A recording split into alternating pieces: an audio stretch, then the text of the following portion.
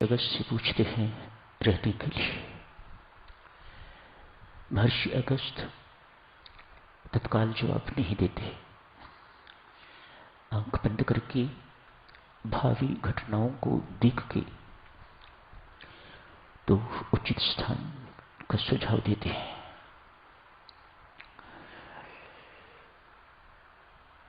आगे की घटनाएं पंचवटी के साथ ही संबंधित हैं और उन घटनाओं को टाला नहीं जा सकता। स्वयं भगवान ही नहीं टालना चाहते तो मैं कौन होता हूं टालने वाला। अतएव कहा कुछ दूरी पर यह स्थान है पंचवटी, आप वहां जाएं, वहां जाके रहे। शूर्पणखा की नाक कटी, नासिका कटी तो उस पंचवटी का नाम नासिक पड़ गया। इस नासिका के कटने से नाक कटा, कान कटा, नासिका के कटने से उस स्थान का नाम नासिक पड़ गया। आज उस स्थान को नासिक कहा जाता है। वासना की प्रतीक शूर्पणखा। वासना का स्वभाव होता है, वासना और उपासना दो शब्द हमारे लिए जानने योग्य। वासना का स्वभाव होता है बदलती रहती है, एक पर टिकती नहीं। मुख्य अंतर याद रखिएगा, वासना का स्वभाव है एक पर टिकती नहीं, बदलती रहती है। अभी प्रभु राम सुंदर लग रहे थे तो थोड़ी ही देर के बाद लक्ष्मण उनसे अधिक सुंदर लग रहे थे। तो ये वासना का स्वभाव है। उपासना में अनन्यता है।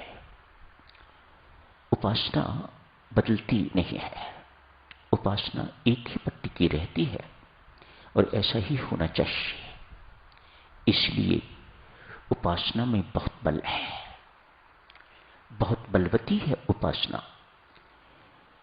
इस वासना का हनन करना चाहते हो, इसको सदा के लिए उन्मूल करना चाहते हो, इसे जड़ से उखाड़ना चाहते हो, तो उपासना ही एकमात्र साधन है। उपासना से ही वासना उखड़ेगी, मरेगी। कल के प्रसंग के साथ चर्चा आगे जारी रखते हैं। भरत जी महाराज ने आज महारानी कैकेयी को बहुत गाली निकाली है, जो एक पुत्र को शोभा नहीं देती। भरत जैसे संत, परम भक्त, महान भक्त शिरोमणि को ये शोभा नहीं देता कि किसी का दोष देखे और वर्णन करे। एक बहुत सूक्ष्म अंतर है देवियों सज्जनों, जो हम सबको जानना चाहिए। मानव की स्वाभाविक प्रवृत्ति है, उसे अपने गुण दिखाई देते हैं और दूसरों के दोष दिखाई देते हैं। संत महात्मा कहते हैं इस क्रम को उल्टने की जरूरत है, इसको पलटने की जरूरत है। दूसरों के गुण दिखाई देने चाहिए ताकि उन्हें अपने जीवन में उतार सको। अपने दोष, स्वदोष देखने चाहिए ताकि उन्हें एक एक करके जीवन से निकल सको। एक साधक का काम यही है। क्या भरत साधक नहीं है? क्या भरत भक्त नहीं है? क्या भरत जी महाराज राम जैसी पवित्र आत्मा के छोटे भाई नहीं हैं? क्या भक्त शिरोमणि नहीं है भरत जी महाराज? ये ऐसी भूल, ऐसी गलती क्यों कर रहे हैं? तेरी जबान में कीड़े क्यों नहीं पड़ गए? तेरा हृदय फट क्यों नहीं गया? हे कुल घातनी, कुल नाशनी, हे कुमाता, तेरी कोख से मैंने जन्म न लिया होता तो इस वक्त ये अनर्थ न होता। इस अनर्थ का कारण मैं, भरत जी महाराज कहाँ बात ले जाते हैं, इस अनर्थ का कारण में साधक भक्त अपने आप को दोषी सदा समझता है। मेरे अंदर दोष ही दोष है, मेरे अंदर गुण नाम की कोई चीज ही नहीं है। यदि साधक को या भक्त को कोई गुण अपने अंदर दिखाई देता है तो उसकी ये मान्यता है कि ये गुण मेरा नहीं है, ये परमात्मा की देन है। यहां संत महात्मा समझाते हैं, जिस प्रकार से सूर्य का या चंद्रमा का प्रतिबिंब घड़े में पड़ता है, ठीक इसी प्रकार से साधक के अंदर या भक्त के अंदर जितने भी गुण हैं वह परमात्मा के गुणों के प्रतिबिंब है, ऐसी उनकी मान्यता है। भरत जी इन सब बातों को बहुत अच्छी तरह से जानते हैं। भक्त जी बहुत ज्ञानी हैं, शास्त्र के ज्ञाता हैं, संभवतः उतने ही जितने राम जी। फिर ये भूल क्यों कर रहे हैं?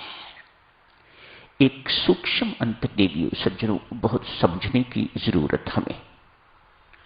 भरत जी जब कैकेयी कहिए और तो किसी में उन्हें दोष देखा नहीं है, एक कैकेयी में ही दोष देखे हैं। जब किसी में भक्त दोष देखता है या वर्णन करता है तो उसके पीछे द्वेष की भावना नहीं हुआ करती।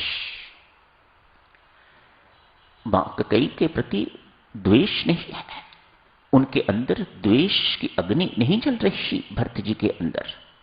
हम जब दूसरों के दोष वर्णन करते हैं या देखते हैं तो हमारे अंदर द्वेष की आग जलन हुआ करती है, दूसरे को घटिया सिद्ध करने की बात हुआ करती है, अपने आप को उच्च सिद्ध करने की बात हुआ करती है। भरत जी में ऐसी बातें नहीं है। भरत जी जैसी कल आप जी से अर्ज की थी, यहां पर रामायण जी में एक वैद्य की भूमिका, एक चिकित्सक की भूमिका निभा रहे हैं। वह कैकेयी को इस वक्त कैकेयी मां या महारानी कैकेयी नहीं देख रहे, एक रोगी देख रहे हैं। और रोगी किसी प्रकार से घृणा का पात्र नहीं है।